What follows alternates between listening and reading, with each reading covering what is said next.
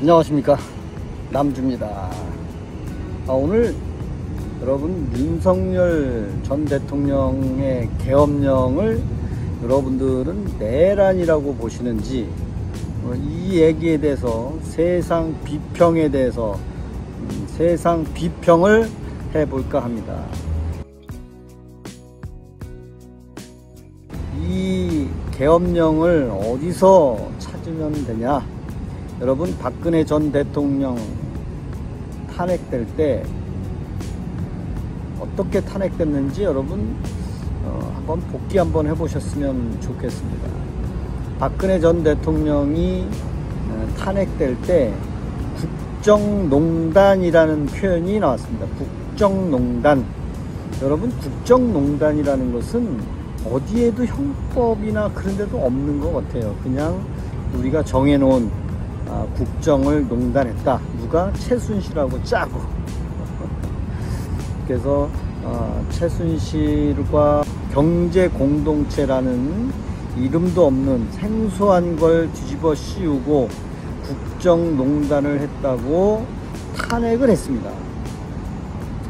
윤석열 전 대통령은 정식으로 국무회의를 하고 계엄령을 선포했는데도 불구하고 어찌 내란을 했다고 얘기하는지, 그 내란은 누가 얘기했는지 궁금하기도 하고요. 그래서 박근혜 전 대통령은 잊지도 않는 그 국정농단, 경제공동체, 최순실이 스위스에 수조 원을 은닉했다. 스포츠 재단을 운영해서 기금을 마련해서 돈을 갈취했다. 그런 유언비어 아닌 유언비어 같은 내용들로 박근혜 전 대통령을 탄핵했잖아요. 그렇다면 윤석열 전 대통령은 정식으로 국민 여러분들에게 계엄령을 선포했는데 왜 그 계엄령이 내란으로 둔갑이 됐는지 저는 지금도 아이러니합니다. 온 국민들은 그걸 내란이라고 얘기했는데 본인들이 생각해서 내란이라고 했습니까?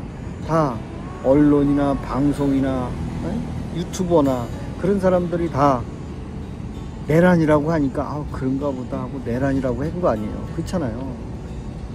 그리고 내란이라는 것은 정권을 찬탈하고 국정을 마비하고 또 국가를 전복할 목적인데 어떻게 이런 폭동을 대통령이 하냐 이거예요.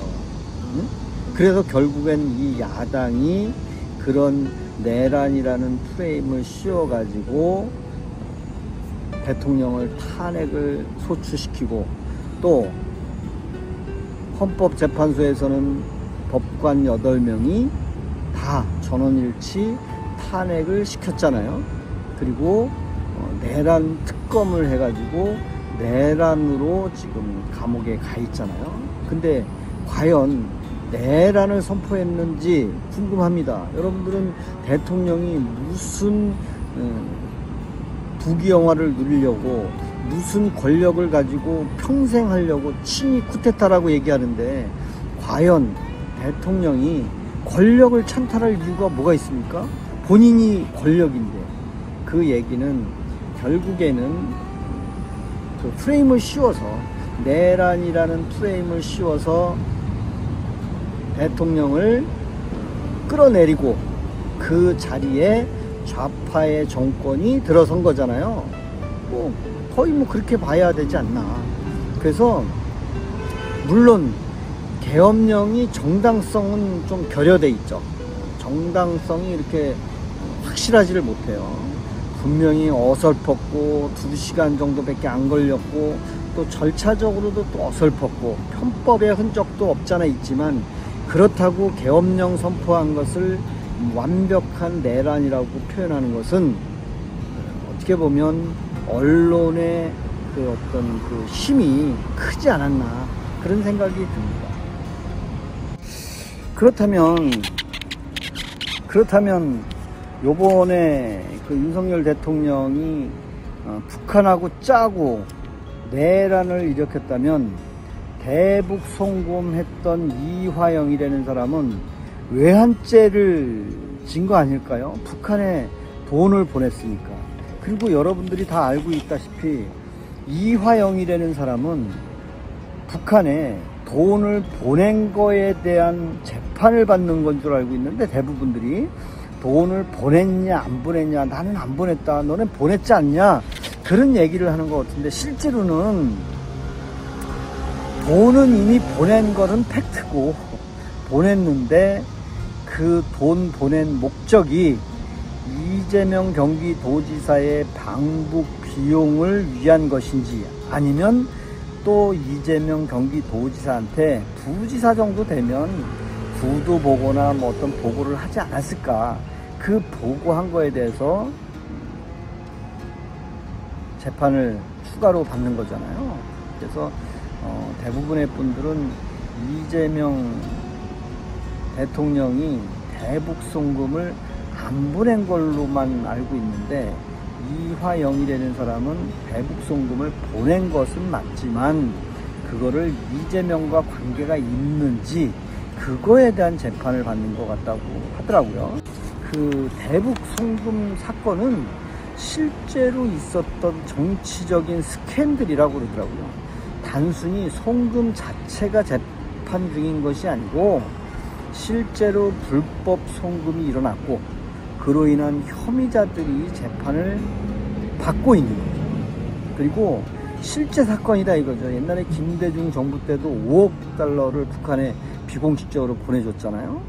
그리고 실제로 팩트고, 그 다음에 2020년도에 경기도 차원에서 당시 경기도 지사였던 이재명 대통령, 당시 경기도지사죠, 의류업체 쌍방울을 통해서 대북 송금을 800만 달러를 보냈는데, 그 보낸 것이 진짜냐 가짜냐가 아니라 보냈는데 경기도지사한테 보고하고 보냈냐, 보고하지 않았냐, 그거를 지금 추가로 재판을 받고 있는 것 같아요. 이미 이화영이라는 사람은 감옥에 들어가서 재판을 받고 있잖아요. 확정 판결이 났으니까.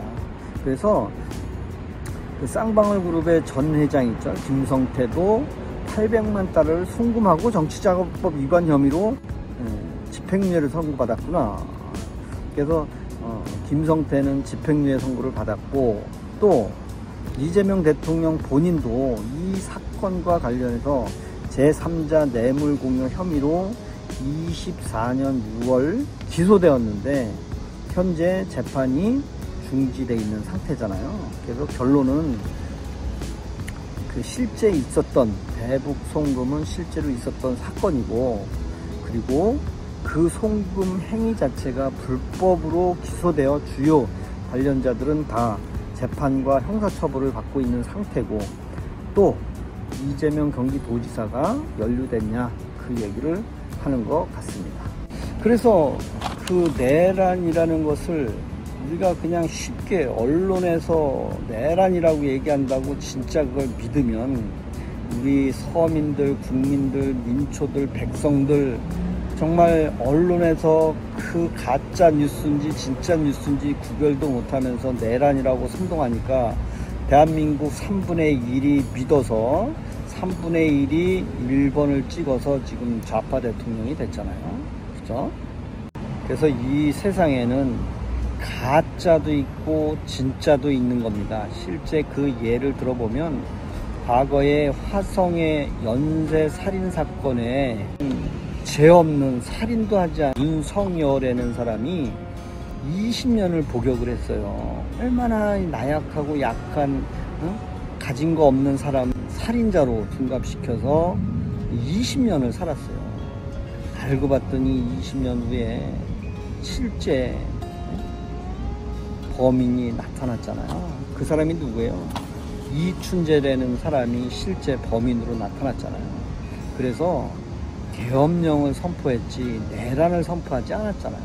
그래서 저는 아직까지 진행형이고 우리 국민 민초로 봤을 때는 내란 자체가 아니라는 얘기. 그러니까 내란이 아니다가 아니라 내란으로 엮일 수 없는 사건을 내란으로 했으니까 계엄령은 반드시 후에 우리 국민들 또 젊은 20대 30대들이 바라봤을 때는 정말 저 좌파 민주당에서 했던 그 횡포를 좀 경각심을 주려고 계엄령을 선포했는데, 그걸 내란으로 둔갑해서 많은 분들이, 젊은 대학생들도 시위를 하고 있고, 또 전환길이라는 강사도 자기 생업을 버리고 계엄령에 대한 것을 밝히고자 하는 거니까, 우리 모두 계엄이 내란이라고 생각하는 것은 한번 다시 생각해 볼 필요가 있지 않나, 그렇게 생각합니다. 오늘은 여기까지 하겠습니다.